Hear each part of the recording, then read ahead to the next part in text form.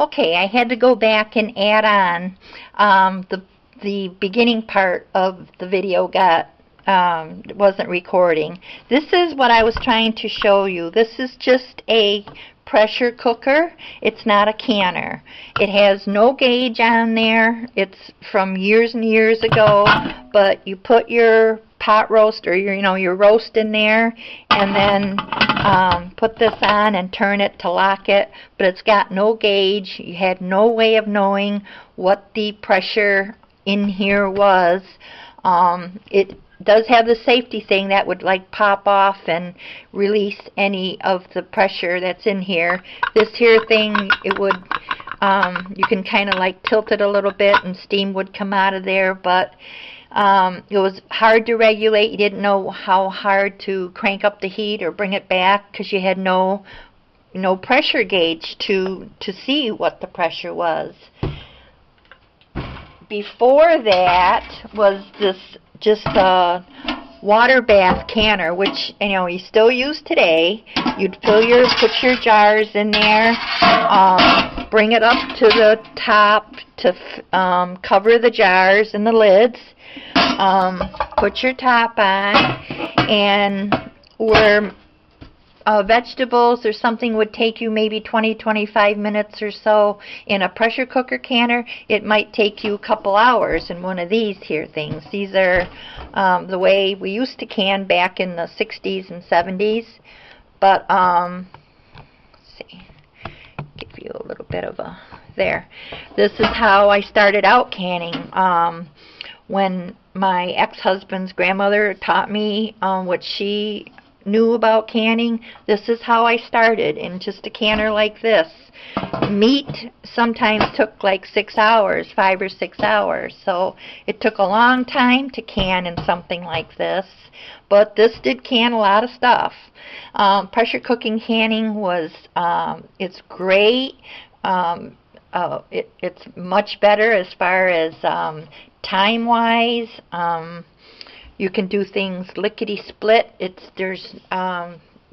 you look at the chart, it'll show you like how many 20-25 minutes, like 30 minutes, but like meats are like 70 minutes, but that would be like the longest, right around there, not right to the minute, but right around there. That would be the longest cook time would be like meats. But the programmable cooker that I'm going to show you here, that you're going to see, those are like under $40 or in the $40 range, and they'll last you years and years and years. So those are actually the way to go. Now if I did still want to do a canner bath, I could still do this if I wanted to, but I have a pressure cooker canner and now I'm spoiled. But that's all I wanted to tell you. This here part got cut off of the when I first started the video, so I had to go back and redo this part here. But it's basically to just to show you that we all start somewhere, and I started maybe 50 years ago or so, but if you start now, pressure cooker canning is the way to go. And so that's all I wanted to show you, was this old time canner. But anyway, okay, now you're going to see the rest of the video, which in its entirety. So okay, any questions, just put them below. Thanks a lot. Okay, sorry about that. That was the battery that decided to poop out on me. Alright, so you're filling your canner, over here, with your jars, and you only put like 2/3 water, and you can kind of see the line. Most of these canners do have a fill line, and this being a pressure cooker canner, that would be an important thing to do. You would fill right here. That's about the fill line. So roughly. So pressure cooker canning, this is important. Pressure cooking canning can bring your boiling point up higher than normally, which, like, say for instance, you know, 212 is in Fahrenheit would be your boiling point. With pressure cooking and canning, it's like 240 degrees Fahrenheit is what the temperature actually will get to. And this is good because when processing meats, and I'll tell you about that in a little bit, but when processing meats, you've got to be very, very careful. As with other things too, you've got to be careful of botulism, and you've got to be careful of the bacteria that's going to form. Air does make bacteria. So, okay, here's the pressure cooker canner. This is the the valve. It will release steam. This here shows you when it's up like that, it shows you that enough pressure has accumulated inside the pot that with this being up, it is now, everything is under pressure. And this will regulate your steam. When you tilt it a little bit, it will regulate your steam. Now and here is your pressure. Most things, like say meat for instance, are 15 pounds pressure. That's like PSI, you know, pressure per square inch. Between 10 and 15 is where you're going to can a lot, and I use just 12 as it's kind of between 12 and 15, depends what I'm doing, and I'll talk about more of that later. So you're going to fill your jars, put your quarts either or pints, one or the other, and like say beans for instance, just for an example, you know, beans in pints would take you maybe 20 minutes, maybe beans in quarts maybe 25. So it does matter the amount of minutes that you're going to can, and I'll talk about that later. Okay, so you will put your top on it. It has got a lock.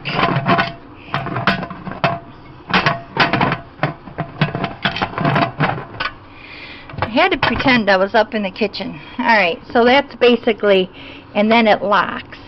And you can see it here. Open,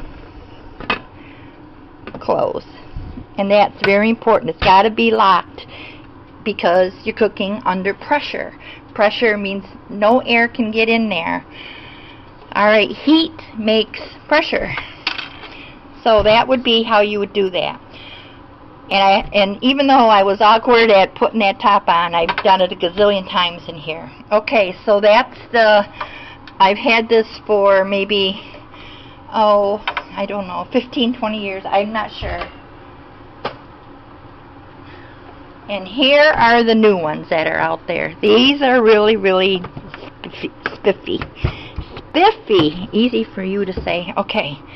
These are really, really nice. I did dilly beans in here, and they turned out perfect. It has a canning, it's pre-programmed by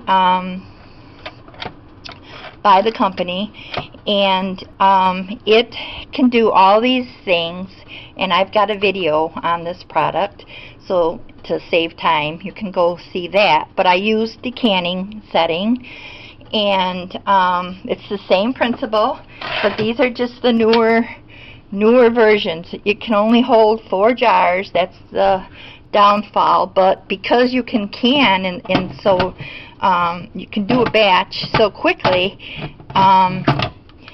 it's good. So you could basically do 20 jars of something in a morning. So, and then obviously this went on a little bit better. Okay, so you're going to put it down in and turn it to lock. And right there is your lock. This operates the same way, except it's a little bit fancier, and I think it's more accurate. Here is that little valve that shows you that the contents are cooking now under pressure. This will raise up. You have a setting here where you line up your arrows there, and that's like in the lock position where it's cooking, and over here is where it's releasing steam at the end when you're done. So, and these all come with a book, so there's just a few canners that are out there. Okay. And I do love that new canner, by the way. Jars. There are jars. Jars, jars, and jars. Good thing about there. Okay. So, different size jars. Jelly, pints, quarts. Figure out what you're doing, and then that's the size jar that you need. Now,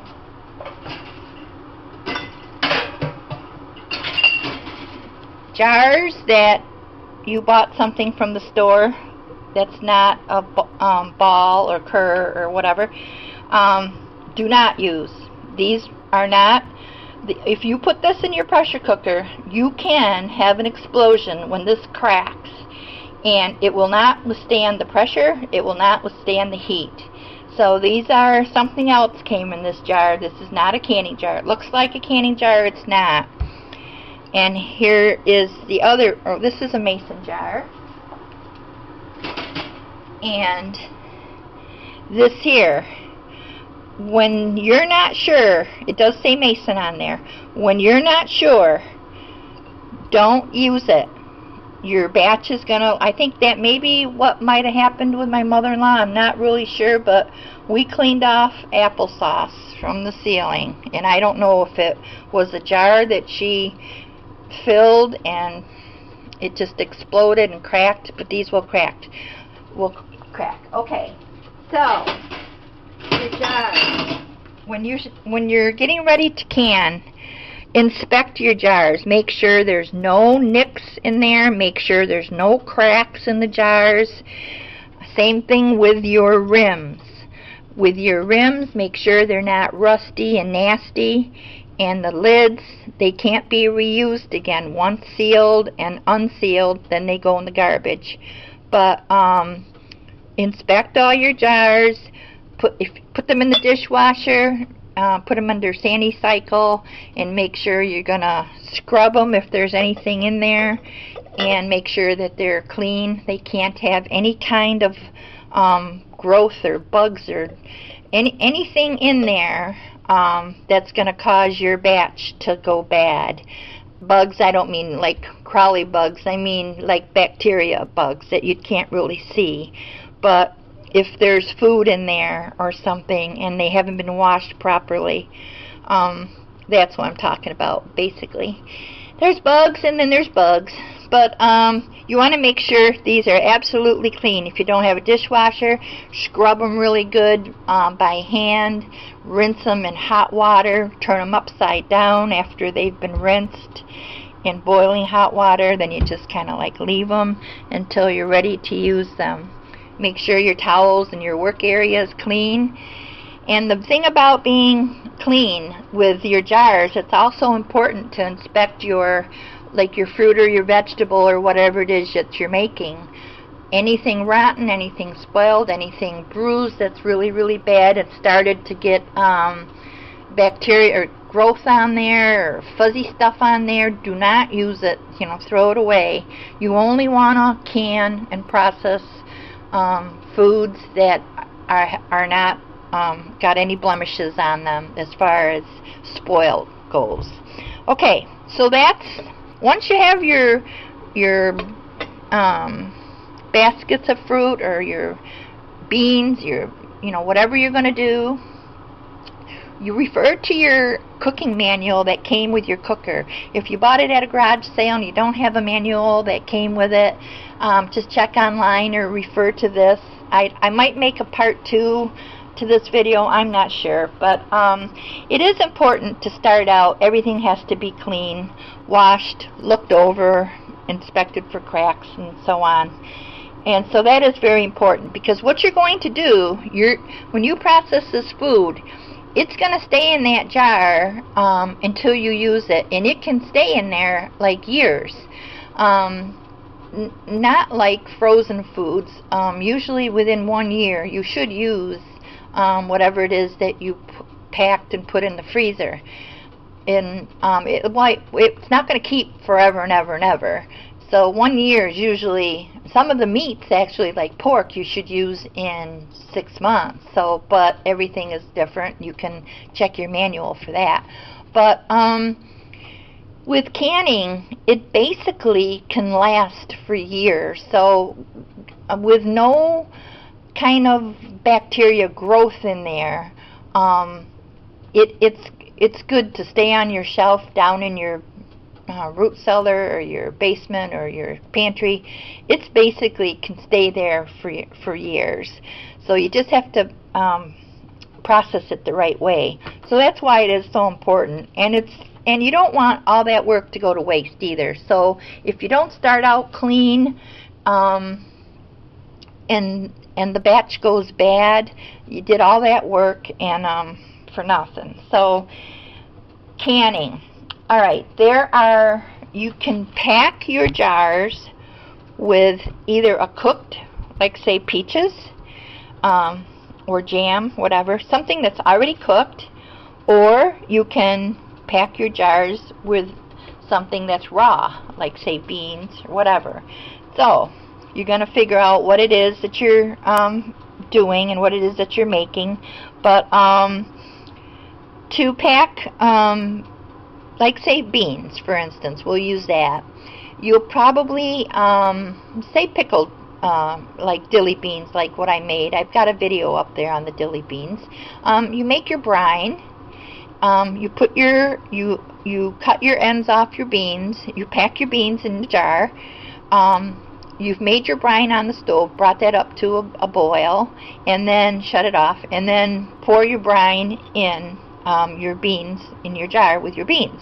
Okay, then you put your top on, and you're going to set it in your canner, in pressure cooker canner, and you're going to can it for like 20 minutes. Okay, your lid and your rim, when you put that on, after you put your beans in, you put your lid and your rim on, you just do it tight and that's it. When you take it out of the canner, you don't tighten it more. You just take it out and put it on your shelf. And that pressure and that air is going to make that lid suck in and seal. So there's no need to like tighten it anymore. It's gotta allow, you've gotta just allow it to do it by itself. So don't twist it and tighten it some more. Okay, so as far as like tomatoes, now acid. Tomatoes contain a lot of acid. So that's pretty good as far as the low acid things. The foods that are low acid have a tendency to spoil more than an acid fruit. So tomatoes are one of the things that are acidy, and you can can them pretty safely with just hot water and doing a hot water bath canner type of a thing. The other vegetables that are low in acid, that's one reason why you want to use pressure cooking canning, because the temperature will get so high, like up to 240 degrees Fahrenheit, that it will kill just about any kind of bacteria, and the bacteria love to grow in low acid foods. So for instance, beans being low acid, bacteria would love to just grow in that jar that you just did. So with the pressure cooker canner, that's why they're so great. It'll bring that temperature so high, like 240, that it will kill any kind of, botulism, anything that's any kind of bacteria that's in there like that. It will destroy it. So that's the other reason why pressure cooking canning is important and good. And so always refer to your manual if you have one, and if not, there's plenty of information out there on the web. You can also contact the manufacturer of your canner, and Excuse me. But just remember, like, altitude. Like, boiling is 212 degrees Fahrenheit. That's usually the boiling point. The higher you go, the more your boiling point comes down.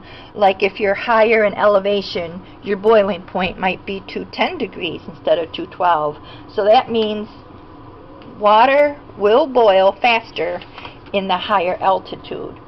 So I'm at like 1900. I can kind of figure 1900 for my altitude. If you're not sure, you can Google map it, or you can call your cooperative extension, or I think there's altitude maps online, and you can do your city and your zip code, and it will tell you how many feet above sea level you are. Like, say for instance Miami or something like that, you're like right at sea level, or all along the coast you'd be like right at sea level. And then if you go up into Colorado, you would be, you know, higher. So altitude, when canning, you should know your altitude. So for every 1,000 feet,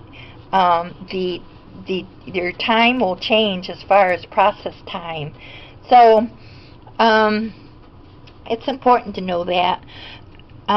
When you're talking about different terms that you use, like say ascorbic acid, that's a vitamin C preservative.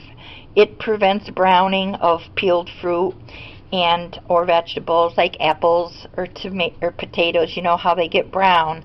Well, vitamin C is ascorbic acid, and that will help prevent that. Like bananas, for instance, when you peel them, they'll be brown. Okay, blanching. Blanching is where you take your item, like say squash. I'm going to do a video. I just bought some squash, and I'm going to peel it and quarter it. And blanching is basically where you're scalding it. You're putting in very hot boiling water, and then you're taking a scoop and for like 5 minutes, and then you're taking a scooping out that squash and putting it in ice, in a bath of ice. So it's hot for like 5 minutes into a bath of ice, and that cools it quickly, and then into freezer bags, and then you can freeze it. So that's blanching.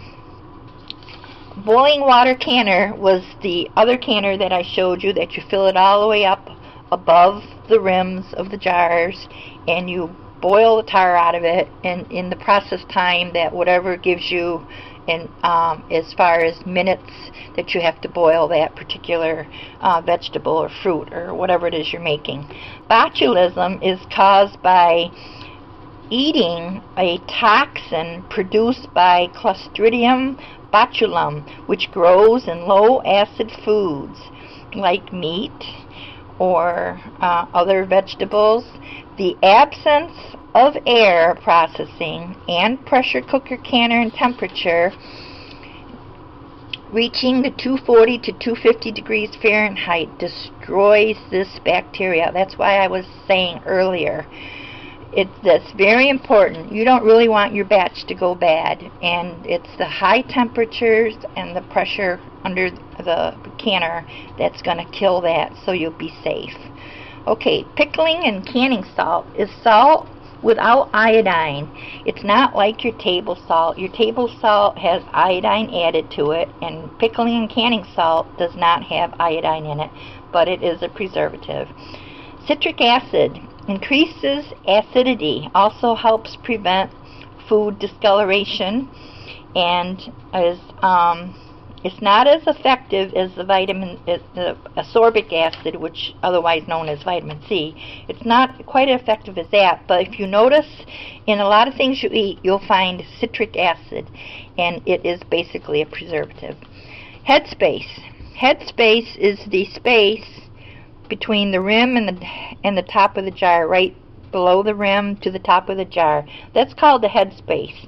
And when you're doing foods, it'll probably tell you something like fill your brine all the way to the top or fill to the headspace. So it gives you the instructions. If you see that, you know it's like right where the neck goes up, right to where the rim starts, and then the rest of that, that's your head space. And some things you fill right to the top, and there is no space.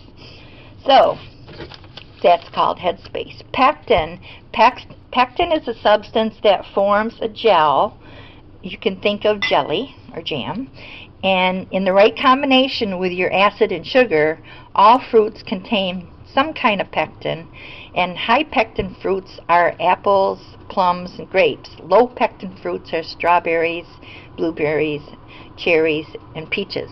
So when you're processing something like blueberries, cherries, peaches, strawberries, you might have to add more pectin, and that's the instructions will tell you that, and that's why some things just need more pectin and some things already have it, and you just need to know which. And when you buy Pectin or Sure-Gel or any of those products, they come with a little instruction sheet, and it will tell you how much pectin you need to add. pH. pH, you think of pools, you think of a body. Our body has a pH. Pools have a pH. And guess what? Canning does too. It's the measure of acid or alkaline. And every fruit has it, or every product, like even meat or whatever. Meat would be low acid. So your range is from 0 to 14.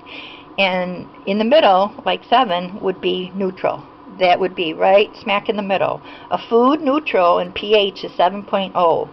Lower in pH would be below that. Higher in pH would be acid. So you would, the higher the pH, the more alkaline. The lower, did I just say that wrong? A food neutral in pH is 7.0. The lower the pH, the lower the more acid you have in the food. The higher pH, the more alkaline in the food. There, I got it straight. And our bodies are the same. We get sick when our pH is off. So, what do you think of acid and alkaline? Well, pickling. Pickling comes to mind because it's a process that, like we do pickles, we add when the pH or the acid is off, like say adding acid to low pH foods, the pH is 4.6 or lower. So properly pickled foods may be safely heat and processed in boiling water, but in pickling, in processing pickles, you have to use vinegar, and the reason, or alum, and it's used to get you to that pH that the instructions will tell you how much alum or how much vinegar you want to bring and add more acid to that product. So, but those are all usually in the instructions when you buy, your pickling spices or your canning salt.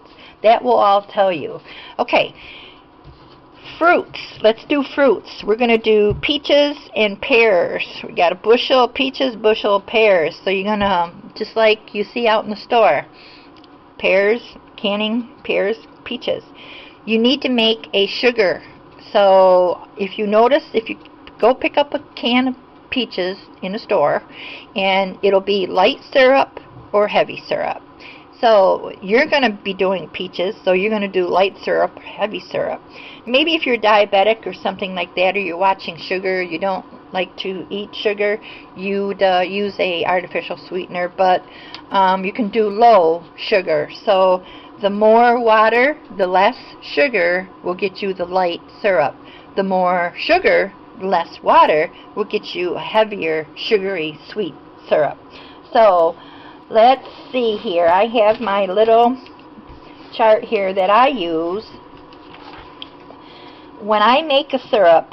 So this is how you say it. I'm making a light syrup, or I'm making a heavy syrup. Okay, so here's my recipe for syrup. If I want to make a light syrup, I do 5.5 cups water and 1.5 cups sugar. That's very, very light. That's got like, it's good for diabetics and stuff like that. If you just want to do just a light syrup, it's 5.25 cup water and 2.25 cup sugar. if you want to do like a medium syrup, it's 5 cups of water and 3 1/4 cups sugar. And if you want to do a heavy, very, very sweet syrup, it's the same, equal. 4 1/4 cup water, 4 1/4 cup sugar. So you're going to take the skin off your peaches with hot water, and you're going to cut them, take the pit out, and fill your jar with your peaches. And then you're going to, before you've done that, you've made your syrup on the stove. Say you want a heavy syrup, so I measure 4 1/4 cup water, 4 1/4 cup sugar. I bring it up to a boil on the stove in a saucepan, and then just kind of like leave it on medium so I'm ready for it. So when you put your peaches in here, then you're going to pour your heavy syrup in there, and then you put your lid on, and then you process it in your canner. So it's the same thing like grapes. Say you have a thing of grapes. You would put them on the stove, separate the inside pulp from the skin, which the skin makes really good pie, but I'll have to do that one of these days. But you would bring that up to a boil, and then maybe you have a processor that takes out seeds and whatever. If not, you use cheesecloth. So you're making a grape juice. Once you get that strained with your cheesecloth, you would fill this up with your juice, seal it, process it, and then you'd have your own grape juice. And so that's basically it. When you're getting your cans out and you're washing them and get them all ready and put them on the sink there upside down, you also got however many lids. So the lids and the rims. So let's see here. There's regular, like this is a regular rim and lid you need for that. This would be wide mouth. So you can get them like Walmart or any place like that. So I like wide mouth, especially when you're packing stuff. You know, you can put your pears in there, your peaches, whatever, and then once you've got your fruit in there and you've added your brine, your syrup, or whatever it is you're making, you know, then you can, I don't know if you can see that little hump there. You can tell that this has not been sealed. So you put your lid on there, and you put that into a pan with some water and boiled them. And then after I shut that off, I throw my lids in there and kind of just make sure that they're clean. And then, you know, just tighten them like that. You don't have to like tighten them with a wrench or something. Just hand tighten them, and then they're ready to go into your canner. And but always stick with your canning jars. Make sure they're the real canning jars. Okay, so I might do a part 2 to this. I'm gonna see if I've covered everything in this video. I just kind of made a few notes here to tell you about. Best thing is, I mean, it's fun too to can with somebody, but if you can with somebody that has canned, you'll learn a lot from them. If not, don't be afraid of the pressure cooker canner. They've made them so safe nowadays, and that new one that I showed you is just a dream. But you know that you can only put 4 jars in, which is good because sometimes you want to make just a small batch. So you can make 4 and then take them out, and then you can make 4 more. And it's not like you're doing a bushel of something, but the new ones I do recommend. They have the factory setting. It's already on there for you, and it comes with a very nice book. It tells you everything. And I think that's just about it. If you have any questions, I can answer them for you. The only other thing maybe I'll tell you is if you want any additional information, I mean, it's out there on the internet, but you can go to your cooperative extension or in your area, and they've got all sorts of handouts and literature to give to you. And it's important to have it. It's a timetable of how to process different foods.